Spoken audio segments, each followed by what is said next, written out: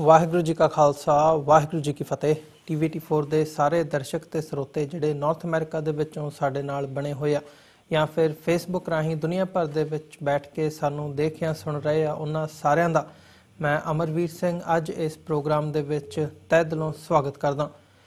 Viewers, ਜਿੱਥੇ ਅਸੀਂ ਸਾਡੇ ਇਤਿਹਾਸ ਦੇ ਨਾਲ ਛੇੜਛਾੜ ਹੋਣ ਦੀ ਗੱਲਬਾਤ ਕਰ ਰਹੇ ਹਾਂ ਇਹਨਾਂ ਦਿਨਾਂ ਦੇ ਵਿੱਚ, ਉੱਥੇ ਹੀ ਜਿਹੜੀਆਂ ਰੀਸੈਂਟ ਡਿਵੈਲਪਮੈਂਟਸ ਹੈਗੀਆਂ ਨੇ, ਮੀਡੀਆ ਦੇ ਵਿੱਚ ਵੀ ਇਹ ਖਬਰਾਂ ਆਈਆਂ ਨੇ ਕਿ RSS ਵੱਲੋਂ ਛਾਪੀਆਂ ਗਈਆਂ ਕੁਝ ਕਿਤਾਬਾਂ ਸਾਹਮਣੇ ਆਈਆਂ ਨੇ ਜਿਹਦੇ ਵਿੱਚ ਸਿੱਖ ਇਤਿਹਾਸ ਨੂੰ ਕਿਸੇ ਹੋਰ ਤਰੀਕੇ ਦੇ ਨਾਲ ਪੇਸ਼ ਕੀਤਾ ਗਿਆ।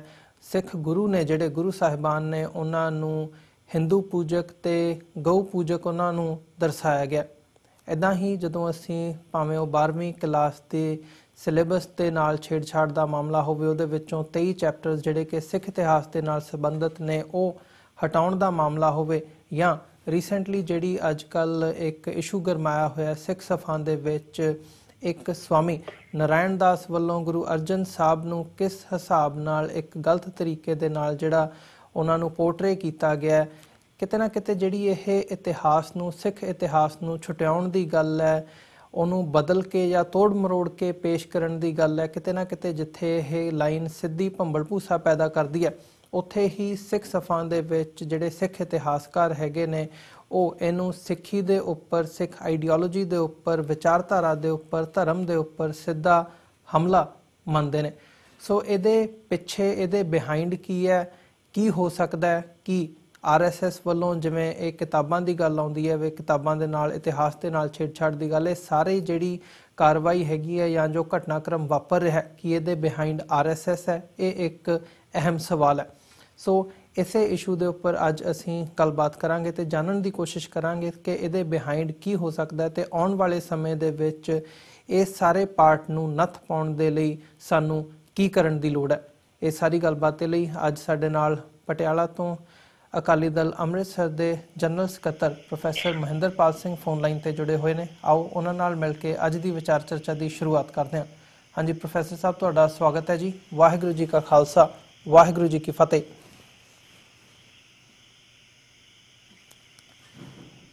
ਹੈਲੋ ਹਾਂਜੀ ਪ੍ਰੋਫੈਸਰ ਸਾਹਿਬ, ਤੁਹਾਡਾ ਸਵਾਗਤ ਹੈ ਜੀ। ਵਾਹਿਗੁਰੂ ਜੀ ਕਾ ਖਾਲਸਾ ਵਾਹਿਗੁਰੂ ਜੀ ਕੀ ਫਤਿਹ। ਵਾਹਿਗੁਰੂ ਜੀ ਕਾ ਖਾਲਸਾ ਵਾਹਿਗੁਰੂ ਜੀ ਕੀ ਫਤਿਹ। ਅਮਰਜੀਤ ਸਿੰਘ ਜੀ।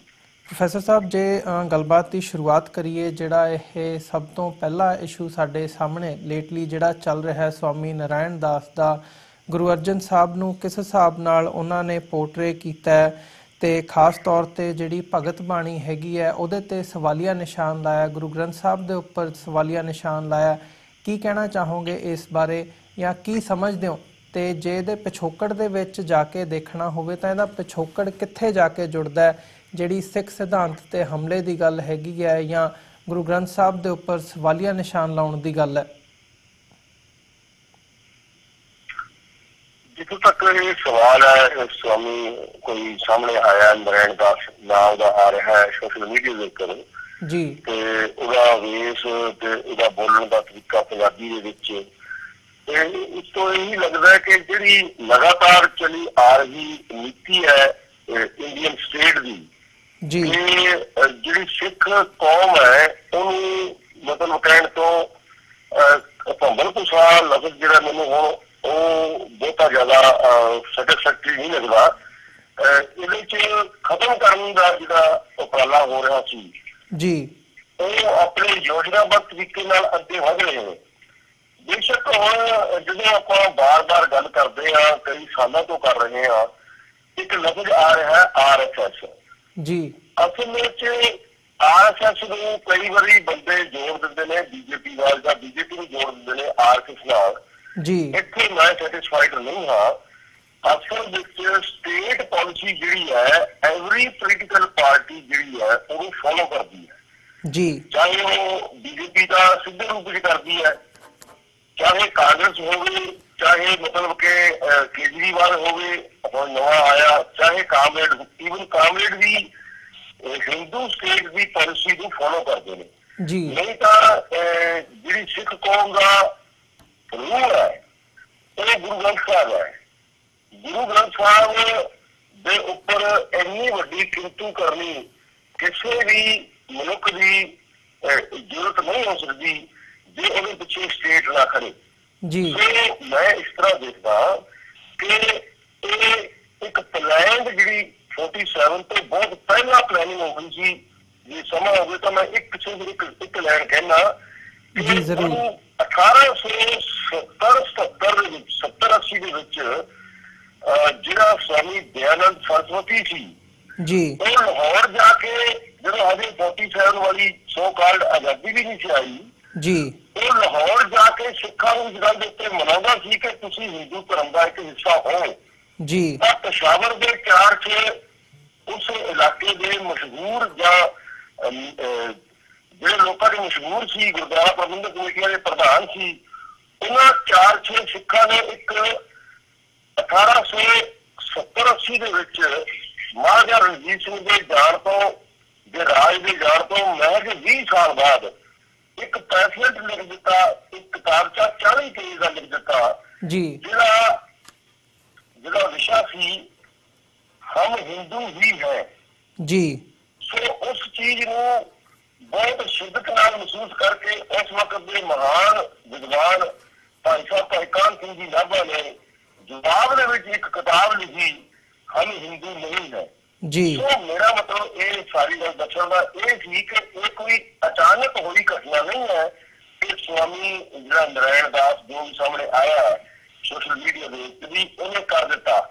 ਇਹ ਚੱਲਿਆ ਆਉਂਦਾ ਇੱਕ ਯੋਜਨਾਬੱਧ ਹਮਲਾ ਹੈ। ਉਹਦੇ ਵਿੱਚ ਅੱਜ ਕੁਮਾਰ ਸਵਾਮੀ ਜਿਹੜਾ ਨਰਾਇਣ ਸਵਾਮੀ ਜੋ ਵੀ ਆਇਆ ਸਾਹਮਣੇ, ਉਹਨੇ ਵੀ ਆਪਣਾ ਯੋਗਦਾਨ ਸਟੇਟ ਦੀ ਸ਼ਹਿਰ ਦੇ ਉੱਤੇ ਪਾ ਦਿੱਤਾ। ਭਾਵ ਜਿਹੜਾ ਤੁਸੀਂ ਜ਼ਿਕਰ ਕੀਤਾ ਕਿਤਾਬਾਂ ਦਾ ਇੰਟਰੋਡਕਸ਼ਨ ਦੇ ਵਿੱਚ, ਜਿਹੜਾ ਤੁਸੀਂ ਕਿਹਾ ਕਿ RSS ਨੇ ਜਿਹੜੇ ਕਿਤਾਬਚੇ ਮਹਾਰਾਸ਼ਟਰ ਦੇ ਵਿੱਚ ਵੰਡੇ ਨੇ ਪਿਛਲੇ ਹਫ਼ਤੇ, ਇਹ ਸਾਰੀ ਚੀਜ਼ ਜਿਹੜੀ ਹੈ ਇਹ ਇੱਕੋ ਹੀ ਹੈ। ਜਿਹੜੀ ਬਾਬਰੀ ਮਸਜਿਦ ਤੇ ਹਮਲਾ ਹੁੰਦਾ ਹੈ, ਕਾਂਗਰਸ ਦਿੱਲੀ 'ਚ ਬੈਠਦੀ ਹੈ ਤੇ BJP UP 'ਚ ਬੈਠਦੀ ਹੈ ਤਾਂ ਉਹ ਹਮਲਾ ਕਰਦੀ ਹੈ। ਜਿਹੜਾ ਸਿੱਖਾਂ ਦੇ ਦਰਬਾਰ ਸਾਹਿਬ ਤੇ ਹਮਲਾ ਹੁੰਦਾ ਹੈ, ਕਾਂਗਰਸ ਹਮਲਾ ਕਰਦੀ ਹੈ, BJP ਕਹਿੰਦੀ ਹੈ ਬਹੁਤ ਵਧੀਆ ਕੀਤਾ। ਜਿਹੜਾ ਕਤਲੇਆਮ ਦਿੱਲੀ ਦੇ ਵਿੱਚ ਹੁੰਦਾ ਹੈ, ਸਾਡੀਆਂ ਧੀਆਂ ਦੀ ਇੱਜ਼ਤ ਸੜਕਾਂ ਤੇ ਹੋਈ ਜਾਂਦੀ ਹੈ। ਉਹ ਜਿਹੜੇ ਗੁਜਰਾਤ ਦੇ ਵਿੱਚ ਮੁਸਲਮਾਨਾਂ ਤੇ ਹਮਲਾ ਹੁੰਦਾ ਹੈ ਜਾਂ ਉੜੀਸਾ ਦੇ ਵਿੱਚ ਈਸਾਈਆਂ ਤੇ ਹਮਲਾ ਹੁੰਦਾ ਹੈ, ਇਹ ਸਾਰਾ ਇਹੀ ਚੀਜ਼ ਹੈ। ਸਿੱਖ ਇਹ ਗੱਲ ਅੱਜ ਵੀ ਸੋਚ ਲੈਣ ਕਿ ਬਿਨਾਂ ਉਹਨਾਂ ਨੂੰ ਆਪਣਾ ਰਾਜ ਸਥਾਪਿਤ ਕੀਤਿਆਂ ਕਿਤੇ ਉਹ ਕੋਸ਼ਿਸ਼ ਕਰਨ ਕਿ ਅਸੀਂ ਕੋਈ ਵਿਦਵਾਨ ਖੜੇ ਕਰ ਲਵਾਂਗੇ, ਅਸੀਂ ਕੋਈ ਦਬਾਅ ਬਣਾ ਲਵਾਂਗੇ, ਨਾ ਸਾਡੀ ਗਿਣਤੀ ਇੰਨੀ ਹੈ, ਨਾ ਸਾਡੇ ਸੋਰਸ ਸਟੇਟ ਦੇ ਬਰਾਬਰ ਨੇ, ਨਾ ਅਸੀਂ ਕਮੀਨੇ ਹੁੰਦੇ ਹਾਂ ਜਿੰਨੀ ਕਮੀਨਗੀ ਦੇ ਨਾਲ ਅੱਜ ਇੰਡੀਅਨ ਸਟੇਟ ਸਾਡੇ ਆਦੇਸ਼ ਚੱਲ ਰਹੀ ਹੈ। ਸਾਨੂੰ ਜੇ ਅਸੀਂ ਦੇਖਦੇ ਹਾਂ ਆਪਣਾ ਭਵਿੱਖ ਤਾਂ ਸਾਨੂੰ ਆਪਣਾ ਭਵਿੱਖ ਜੋ ਅੱਜ ਦੇ ਹਾਲਾਤ ਚੱਲ ਰਹੇ ਨੇ ਉਹਦੇ ਮੁਤਾਬਕ ਜੈਨ ਧਰਮ ਵਾਲਾ ਲੱਗਦਾ ਹੈ, ਬੁੱਧ ਧਰਮ ਵਾਲਾ ਲੱਗਦਾ ਹੈ, ਖਾਸ ਕਰਕੇ ਜੈਨ ਧਰਮ ਵਾਲਾ ਲੱਗਦਾ ਮੈਨੂੰ। ਜਾਂ ਤਾਂ ਮਿਟ ਜਾਓ ਤੇ ਜਾਂ ਹਿੰਦੂ ਧਰਮ ਵਾਂਗ ਮੂਰਤੀਆਂ ਦੀ ਪੂਜਾ ਕਰਨਾ ਹੀ ਆਪਣਾ ਧਰਮ ਸਮਝ ਲਓ। ਇਸ ਸੋਚ ਦੇ ਨਾਲ ਇਹ ਸਾਰਾ ਕੁਝ ਹੋ ਰਿਹਾ। ਪ੍ਰੋਫੈਸਰ ਸਾਹਿਬ, ਜਿਵੇਂ ਤੁਸੀਂ ਬਿਆਨ ਕੀਤਾ ਹੈ ਕਿ ਕਿਸ ਨੀਤੀ ਦੇ ਤਹਿਤ ਇਹ ਜਿਹੜਾ ਸਾਰਾ ਘਟਨਾਕ੍ਰਮ ਹੈ ਉਹ ਚੱਲ ਰਿਹਾ ਹੈ, ਪਰ ਜਦੋਂ ਅਸੀਂ ਆਪਣੇ ਪਰਸਪੈਕਟਿਵ ਤੋਂ ਦੇਖਦੇ ਹਾਂ ਤਾਂ ਜਿਹੜੀ ਸਿੱਖ ਕੌਮ ਹੈਗੀ ਹੈ, ਕਿਤੇ ਨਾ ਕਿਤੇ ਇਹ ਕੀ ਕਾਰਨ ਹੈ ਕਿ ਜਿਹੜਾ ਇੱਕ ਇਹਦਾ ਜਵਾਬ ਹੋਣਾ ਚਾਹੀਦਾ ਹੈ, ਇੱਕ ਫਾਈਟ ਬੈਕ, ਇੱਕ ਲਹਿਰ ਉੱਠਣੀ ਚਾਹੀਦੀ ਹੈ, ਉਹ ਨਹੀਂ ਉੱਠ ਪਾ ਰਹੀ? ਕਿ ਉਹਨਾਂ ਵੱਲੋਂ ਪਾੜੋ ਤੇ ਰਾਜ ਕਰੋ ਦੀ ਜਿਹੜੀ ਨੀਤੀ ਹੈਗੀ ਹੈ ਉਹਦੇ ਤਹਿਤ ਜੋ ਕੰਮ ਕੀਤਾ ਜਾ ਰਿਹਾ ਹੈ ਇਹ ਉਹਦਾ ਨਤੀਜਾ ਹੈ, ਜਾਂ ਇਹ ਕਹਿ ਲਿਆ ਜਾਵੇ ਕਿ ਸਿੱਖ ਕੌਮ ਬਾਈ ਐਂਡ ਲਾਰਜ ਵੱਡੇ ਤੌਰ ਤੇ ਗਫਲਤ ਦੀ ਨੀਂਦ ਦੇ ਵਿੱਚ ਜਾ ਚੁੱਕੀ ਹੈ ਕਿ ਉਹਨਾਂ ਨੂੰ ਨਜ਼ਰ ਹੀ ਨਹੀਂ ਆਉਂਦਾ ਵੀ ਜਿਹੜੇ ਇਹ ਹਮਲੇ ਹੋ ਰਹੇ ਨੇ ਇੰਨੇ ਡੂੰਘੇ ਹੋ ਰਹੇ ਨੇ ਕਿ ਸਿੱਧੀ ਸਾਡੀ ਜਿਹੜੀ ਹੋਂਦ ਹੈਗੀ ਹੈ ਉਹਨੂੰ ਖਤਮ ਕਰਨ ਦੀ ਕੋਸ਼ਿਸ਼ ਕੀਤੀ ਜਾ ਰਹੀ ਹੈ? ਬਿਲਕੁਲ ਦੋਵੇਂ ਗੱਲਾਂ ਜਿਹੜੀਆਂ ਤੁਸੀਂ ਕਹੀਆਂ ਨੇ ਉਹ ਦੋਨੋਂ ਗੱਲਾਂ ਹੀ ਅੱਜ ਸਿੱਖ ਕੌਮ ਤੇ, ਜਿਹੜੀ ਖਾਸ ਕਰ ਇੰਡੀਆ ਦੇ ਵਿੱਚ ਸਿੱਖ ਕੌਮ ਰਹਿ ਰਹੀ ਹੈ, ਜਿਹੜੀ ਵੱਡੀ ਗਿਣਤੀ ਪੰਜਾਬ ਦੇ ਵਿੱਚ ਰਹਿ ਰਹੀ ਹੈ, ਉਹਦੇ ਤੇ ਗਫਲਤ ਲਫ਼ਜ਼ ਵੀ ਹੁਣ ਥੋੜੀ ਦੇਰ ਬਾਅਦ ਜਿਹੜਾ ਹੈ ਉਹ ਅਰਥਹੀਨ ਲੱਗਣ ਲੱਗ ਜਾਊਗਾ। ਅੱਜ ਦੀ ਡੇਟ 'ਚ ਇਹ ਗੱਲ ਬਿਲਕੁਲ ਠੀਕ ਹੈ, ਬਟ ਅਸਲ ਵਿੱਚ ਨੋਇੰਗਲੀ ਗੁਲਾਮੀ ਸਵੀਕਾਰ ਕਰ ਰਹੇ ਨੇ। ਉਹ ਇਹ ਦੇਖ ਰਹੇ ਨੇ ਸਾਹਮਣੇ ਕਿ ਦਿੱਲੀ ਤੁਰੀ ਆਉਂਦੀ ਹੈ, ਕਬੂਤਰ ਵਾਂਗ ਅੱਖਾਂ ਮੀਚ ਕੇ ਦਿੱਲੀ ਤੋਂ ਬਚਿਆ ਨਹੀਂ ਜਾ ਸਕਦਾ। ਇਹ ਨਹੀਂ ਹੈ ਕਿ ਸਿੱਖਾਂ ਨੂੰ ਦਿੱਲੀ ਦਿਸਦੀ ਨਹੀਂ ਹੈ। ਦਿੱਲੀ ਸਾਹਮਣੇ ਖੜੀ, ਮੂੰਹ ਅੱਡੀ ਖੜੀ ਹੈ ਤੇ ਕਬੂਤਰ ਦੀ ਗਰਦਨ ਤੇ ਉਹਨੇ ਬੰਦ ਰੱਖ ਲਿਆ। ਫਿਰ ਵੀ ਕਬੂਤਰ ਕਹਿੰਦਾ ਕਿਉਂਕਿ ਮੇਰੀਆਂ ਅੱਖਾਂ ਬੰਦ ਨੇ, ਮੈਂ ਦਿੱਲੀ ਨੂੰ ਨਹੀਂ ਦੇਖ ਸਕਦਾ ਤੇ ਦਿੱਲੀ ਮੈਨੂੰ ਨਹੀਂ ਦੇਖ ਸਕਦੀ। ਇਹ ਨੋਇੰਗਲੀ ਹੋ ਰਿਹਾ ਹੈ। ਸਿੱਖ ਇਹ ਵੀ ਇਸਦੀ ਵੀ ਗੱਲ ਮੈਂ ਕਹਾਂ ਕਿ ਇਹ ਵੀ ਇੱਕਦਮ ਹੋ ਗਿਆ ਨਹੀਂ। ਜਦੋਂ ਤੋਂ ਟੋੜਾ ਬਾਦਲ ਇੱਕ ਕਲਚਰ ਸੀ ਜਿਹਨੇ ਸਿੱਧੇ ਰੂਪ ਵਿੱਚ ਹੱਥ ਮਿਲਾਇਆ ਇੰਡੀਅਨ ਸਟੇਟ ਦੇ ਨਾਲ। ਇੰਡੀਅਨ ਸਟੇਟ ਨੇ ਇਹਨਾਂ ਨੂੰ ਬਹੁਤ ਚੰਗੀ ਤਰ੍ਹਾਂ ਸਮਝਾ ਦਿੱਤਾ ਵੀ ਜੇਕਰ ਤੁਸੀਂ ਰਾਜ ਕਰਨਾ ਚਾਹੁੰਦੇ ਹੋ, ਜੇਕਰ ਤੁਸੀਂ ਸਾਡੇ ਨਾਲ ਹੱਥ ਮਿਲਾ ਕੇ ਚੱਲਣਾ ਚਾਹੁੰਦੇ ਹੋ ਤਾਂ ਤੁਹਾਨੂੰ ਗੁਲਾਮੀ ਸਵੀਕਾਰ ਕਰਨੀ ਪਏਗੀ। ਗੁਲਾਮੀ ਸਵੀਕਾਰ ਕਰਨ ਦਾ ਮਤਲਬ ਇਹ ਹੈ ਕਿ ਤੁਸੀਂ ਗੁਰੂ ਗ੍ਰੰਥ ਸਾਹਿਬ ਨੂੰ ਸੁਪਰੀਮ ਨਹੀਂ ਮੰਨੋਗੇ।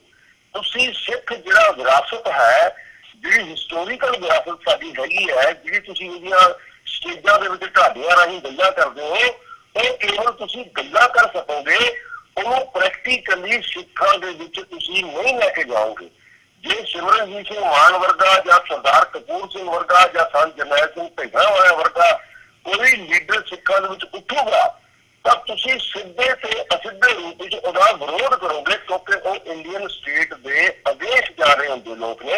ਇਹ ਸਾਰੀਆਂ ਗੱਲਾਂ ਕਿਉਂਕਿ ਪੋਲੀਟੀਕਲ ਪਾਵਰ ਜਿਹੜੀ ਹੈ ਉਹ ਫਰੌਡ ਦੇ ਨਾਲ ਲਿੱਤੀ ਜਾਂਦੀ ਹੈ, ਉਹ ਝੂਠ ਦੇ ਨਾਲ ਲਿੱਤੀ ਜਾਂਦੀ ਹੈ। ਦੂਜੇ ਪਾਸੇ ਥੋੜੇ ਜਿਹੇ ਸੁੱਖ ਦੇ ਕੇ ਲੋਕਾਂ ਨੂੰ ਗੁਲਾਮ ਬਣਾਇਆ ਜਾਂਦਾ ਹੈ।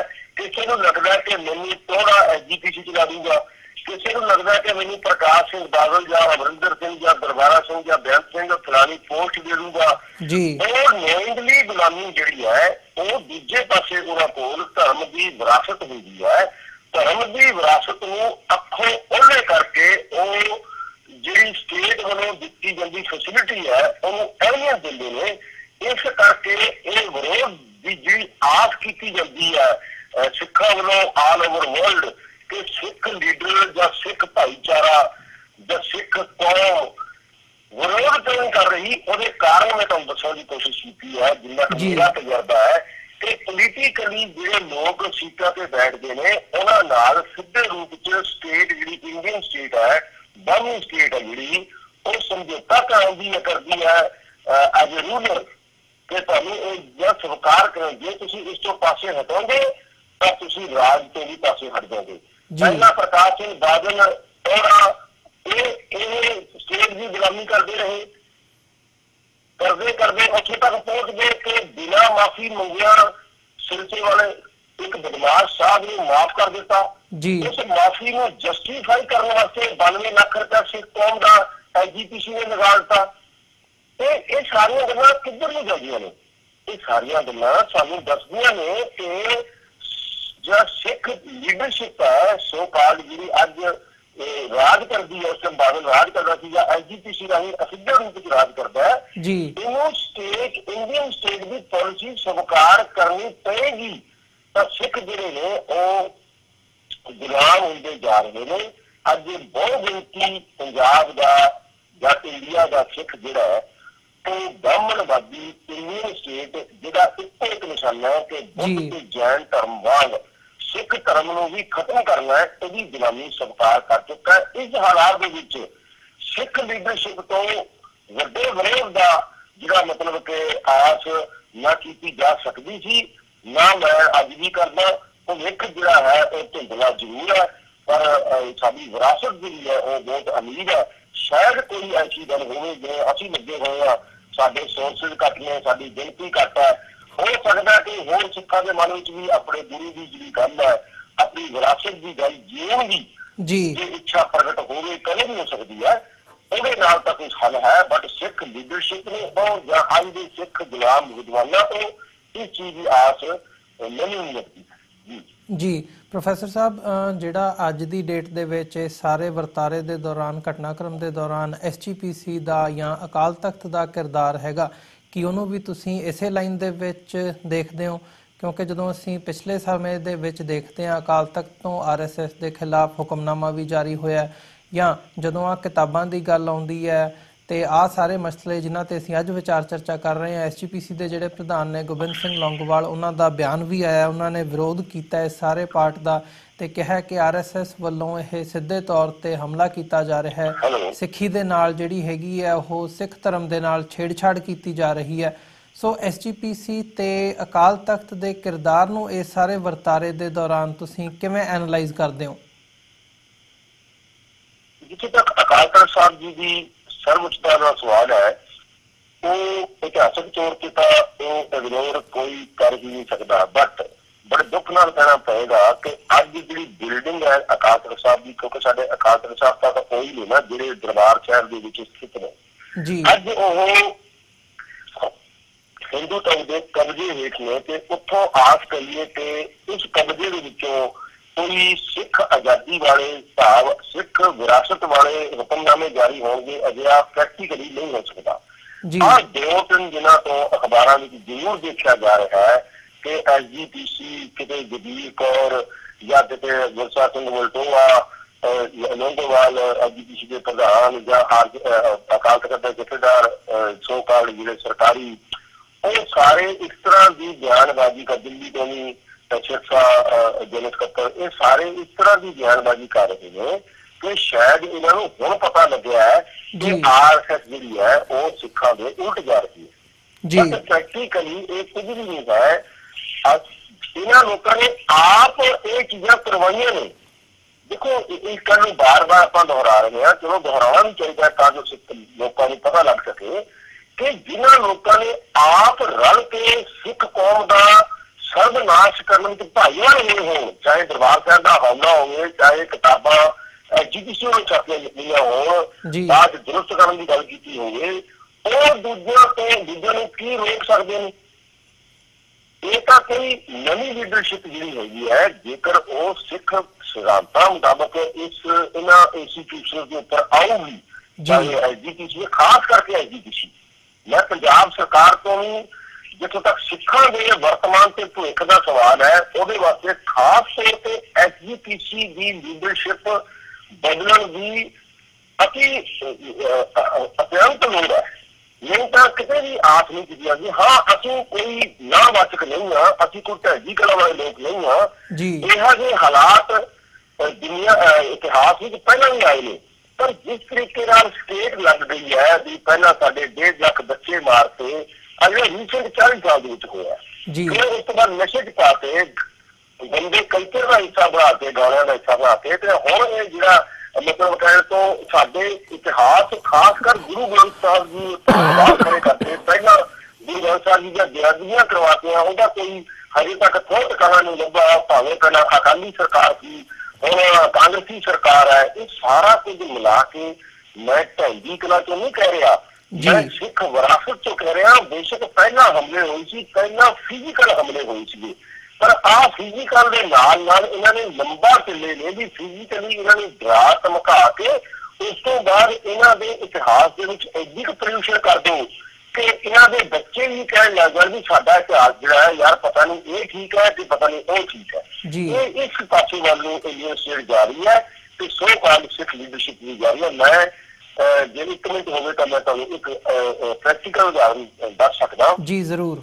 ਕਿ ਅਪ੍ਰੈਲ ਦੇ ਅਖੀਰਲੇ ਹਫ਼ਤੇ, ਅੱਜ ਤੋਂ 15 ਦਿਨ ਪਹਿਲਾਂ, ਅਸੀਂ ਸਰਦਾਰ ਸਿਮਰਜੀਤ ਸਿੰਘ ਮਾਨ ਦੇ ਨਾਲ ਸਾਰੇ 15 ਬੰਦੇ ਲੀਡਰਸ਼ਿਪ ਅਸੀਂ ਨਾਗਪੁਰ ਚ ਸੀਗੇ ਤੇ ਨਾਗਪੁਰ ਦੇ ਵਿੱਚ ਬੇਸ਼ੱਕ ਅਸੀਂ RSS ਦੇ ਹੈੱਡਕੁਆਟਰ ਦੇ ਸਾਹਮਣੇ ਇੱਕ ਬਹੁਤ ਵੱਡਾ ਆਈਡੀਓਲੋਜੀਕਲ ਚੈਲੰਜ ਕੀਤਾ ਹੈ ਕਿ ਤੁਸੀਂ ਸੋਚੋ ਕਿ ਬਾਹਮਣਵਾਦ ਤੁਸੀਂ ਸਾਰੇ ਦੇਸ਼ ਦੇ ਵਿੱਚ ਫੈਲਾ ਦੋਗੇ, ਅਸੀਂ ਵੀ ਤੁਹਾਡੇ ਤੱਕ, ਤੁਹਾਡੀਆਂ ਦੁਨੀਆਂ ਤੱਕ ਪਹੁੰਚ ਗਏ। ਚਲੋ ਇਹ ਇੱਕ ਸਾਡਾ ਅੱਡ ਸਵਾਲ ਹੈ, ਪਰ ਉੱਥੇ ਸਾਨੂੰ ਇੱਕ ਬਹੁਤ ਹੀ RSS ਦੇ ਹੈੱਡਕੁਆਟਰ ਤੱਕ ਜਾਣ ਵਾਲਾ ਸਿੱਖ ਮਿਲਣ ਆਇਆ, ਜਿਹਨੇ ਗੱਲਾਂ ਦੇ ਵਿੱਚ ਇਹ ਸਾਨੂੰ ਕਿਹਾ ਕਿ ਮੈਨੂੰ ਸਿਰਫ ਮੈਂ ਪਬਲਿਕਲੀ ਨਹੀਂ ਕਹਿ ਸਕਦਾ, ਮੈਂ 100 ਤੱਕ, ਮੈਂ ਮਹਿੰਦਰਪਾਲ ਸਿੰਘ ਤੁਹਾਨੂੰ 100 ਤੱਕ ਇਹ ਗੱਲ ਕਹਿ ਸਕਦਾ ਕਿ ਉਸ ਬੰਦੇ ਨੇ ਸਾਨੂੰ ਦੱਸਿਆ ਕਿ RSS ਦੇ ਹੈੱਡਕੁਆਟਰ ਵਿੱਚ ਜਾਣ ਦਾ ਮੈਨੂੰ ਅਕਸਰ ਮੌਕਾ ਮਿਲਦਾ ਹੈ, ਕਿਉਂਕਿ ਮੈਂ ਉਹਨਾਂ ਦਾ ਬੰਦਾ ਹੈ, ਉਹ ਸਿੱਖ ਹੈ, ਮੈਂ ਉਹਨਾਂ ਦਾ ਬੰਦਾ ਕਰਕੇ ਜਾਣਿਆ ਜਾਂਦਾ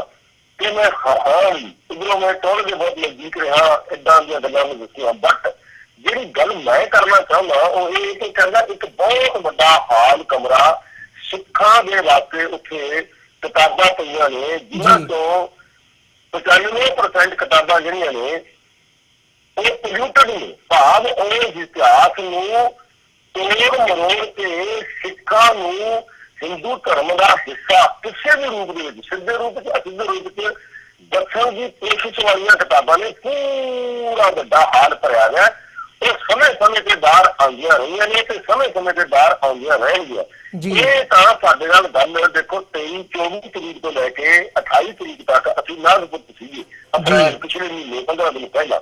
ਉਦੋਂ ਉਹਨੇ ਸਾਨੂੰ ਕੋਲ ਬੈਠ ਕੇ ਆਮੋ-ਸਾਹਮਣੇ ਇਹ ਗੱਲਾਂ ਦੱਸੀਆਂ ਨੇ। ਸੋ ਇਹਦਾ ਮਤਲਬ ਇਹ ਹੈ ਕਿ ਜੋ ਅਸੀਂ ਸੋਚਦੇ ਹਾਂ ਕਿ ਸਾਡੇ ਧਰਮ ਦੇ ਵਿੱਚ ਇੰਟਰਫੇਅਰ ਕਰ ਰਹੇ ਨੇ, ਉਹ ਤਾਂ ਇਸ ਧਰਮ ਨੂੰ ਆਪਣੇ ਮੁਤਾਬਕ ਲਿਖਣਾ ਤੇ ਚਲਾਉਣਾ ਚਾਹੁੰਦੇ ਨੇ, ਉਸ ਤਰੀਕੇ ਨਾਲ ਉਹ ਤਿਆਰੀ ਕਰੀ ਬੈਠੇ ਨੇ। ਤੇ ਇਸ ਤਰ੍ਹਾਂ ਦੇ ਹਾਲਾਤ ਜਿਹੜੇ ਹੈਗੇ ਨੇ ਉਹ ਸਾਰੇ ਜਿਹੜੇ ਤੁਸੀਂ ਗੱਲ ਕੀਤੀ ਆ, ਇਸ ਤਰ੍ਹਾਂ ਦੇ ਹਾਲਾਤ ਨੇ। ਜੀ ਬਿਲਕੁਲ ਪ੍ਰੋਫੈਸਰ ਸਾਹਿਬ, ਅੰਤ ਦੇ ਵਿੱਚ ਮੈਂ ਜਸਟ ਥੋੜੇ ਸ਼ਬਦਾਂ ਦੇ ਵਿੱਚ ਜੇ ਤੁਸੀਂ ਜਿਹੜੀ ਸਿੱਖ ਸੰਗਤ ਜਾਂ ਜਿਹੜੇ ਦਰਸ਼ਕ ਸਾਡੇ ਨਾਲ ਇਸ ਵਕਤ ਜੁੜੇ ਹੋਏ ਆ ਉਹਨਾਂ ਦੇ ਲਈ ਕੀ ਮੈਸੇਜ ਦੇਣਾ ਚਾਹੋਗੇ, ਜਾਂ ਇਸ ਸਾਰੇ ਦੇ ਜਵਾਬ ਦੇ ਵਿੱਚ ਜਿਹੜਾ ਇਕੱਲਾ ਸਿੱਖ ਦੁਨੀਆ ਭਰ ਦੇ ਵਿੱਚ ਕਿਤੇ ਵੀ ਬੈਠਾ ਸਾਨੂੰ ਦੇਖ ਜਾਂ ਸੁਣ ਰਿਹਾ, ਉਹਨੂੰ ਕੀ ਕਹਿਣਾ ਚਾਹੋਗੇ? ਕੀ ਕਰ ਸਕਦੇ ਹੈਗੇ ਆ ਅਸੀਂ ਇਸ ਦੇ ਜਵਾਬ ਦੇ ਵਿੱਚ? ਮੈਂ ਇੱਕੋ ਹੀ ਕਹਿਣਾ ਚਾਹਾਂਗਾ, ਅੱਜ ਸੁਹਿਰਦ ਸਿੱਖਾਂ ਦੀ ਘਾਟ ਜ਼ਰੂਰ ਹੈ, ਪਰ ਇਹ ਨਹੀਂ ਹੈ ਕਿ ਜੀਵ ਨਾਸ਼ ਹੋਇਆ ਜੀ। ਮੈਂ ਬਾਹਰ ਬੈਠੇ ਸਿੱਖ ਜਿੰਨੇ ਵੀ ਦੁਨੀਆ ਭਾਰਤੀ, ਯੂਰਪ ਹੋਵੇ, ਅਮਰੀਕਾ, ਕੈਨੇਡਾ ਹੋਵੇ, ਆਸਟ੍ਰੇਲੀਆ ਹੋਵੇ, ਅਰਬ ਦੇ ਵਿੱਚ ਜਿੱਥੇ ਵੀ ਕਿਤੇ ਤੁਸੀਂ ਬੈਠੇ ਹੋ, ਸਿੱਖ ਮੇਰੇ ਭਰਾ, ਮੇਰੇ ਬਜ਼ੁਰਗ, ਮੇਰੀਆਂ ਭੈਣਾਂ, ਮੇਰੀਆਂ ਧੀਆਂ, ਉਹਨਾਂ ਨੂੰ ਚਾਹੀਦਾ ਹੈ ਕਿ ਸਿੱਖ ਵਿਰਾਸਤ ਦੇ ਨਾਲ ਜੁੜ ਕੇ ਕੋਈ ਤੱਥਸਾਰ ਆਪਣੇ ਇੱਕ ਏਜੰਡਾ ਬਣਾ ਲਿੱਤਾ ਜਾਵੇ।